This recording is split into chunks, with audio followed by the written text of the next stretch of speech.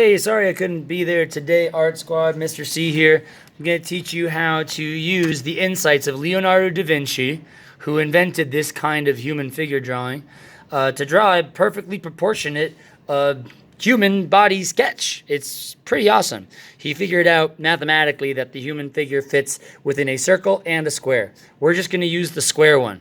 All right, so in order to make a perfect square, take your sketch paper and fold the bottom edge up so that it lines up with the with one of the long sides. It could be the left or right, doesn't matter. As you can see, mine does not line up perfectly, but it's pretty close. Now, once you've got this fold, this line here is the top of your square. So you want to fold to, you could even, if you're having a hard time getting it, you could even lightly trace this like it was a ruler. Why is my pencil not working? There we go. And then fold along that line. And now you've got these folds. These are part of your guidelines for the human figure. One more fold. You fold the two long edges together. So now you have three lines. You have a vertical, a horizontal, and a diagonal. These lines are going to help you plot your human figure. Something you need to remember. The edges of the page here, here, and here are the edge of your guidelines. So your fingertips and your feet have to touch the bottom and edges of the page. Check it out.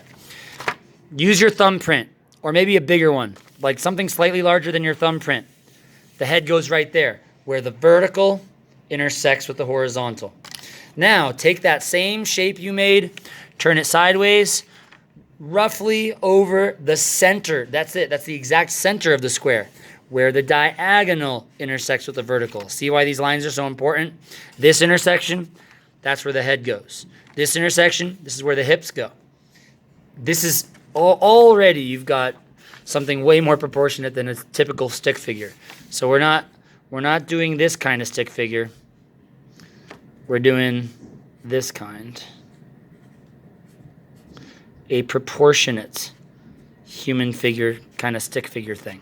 So, next step, draw your spine, and you draw your kind of like a T-pose line. You might think, oh my gosh, that line is way too long to be the arms. Well, no, it's not the arms. It's the hand. There's a wrist bone. Forearm, so there's the elbow. The rest of the arm, shoulder, collarbone for both arms. So this is actually the collarbone right here. So you're actually, when you do a stick figure, you're doing a skeleton. For the neck, I always have parentheses that have just been in a fight with each other. They're facing away from each other because one of them enclosed something without the other one. Now, let's put some joints here on the outside of the hip bone. That's where the leg bones connect. All right, so now you got your leg bones. Halfway down, that's your knee. Your foot will go right here. It'll just be your triangle for now. This is just a guideline, okay? Now let's start adding some muscles onto the skeleton. You connect the hip bones to the shoulders, and everybody's different, right? So if you want your character more buff, then you have it more diagonal. If you want more skinny, then make the hips smaller and angle it in. It's whatever you want. These are just guidelines. You'll see. So now do sort of an upside down V that goes from the bottom of the page and touches that hip bone. Now the space between these two lines here, that's muscle. All right, let's do the same thing for the arms. We need to create some armpits. Get a diagonal line here. There's the armpit. If you slope that line further down, this person looks buff. If you slope it further up, they look skinnier or, more whatever. So that's it. That is your human figure sketch. In order for us to hit our goal this week, you need to make two. All right? So create one more of these, and then one of them will turn into your animation character's head, torso, and hips.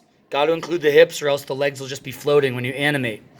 The other sketch is going to turn into this. That's why you need two sketches. So if you've already got this done, make another one. Nice work.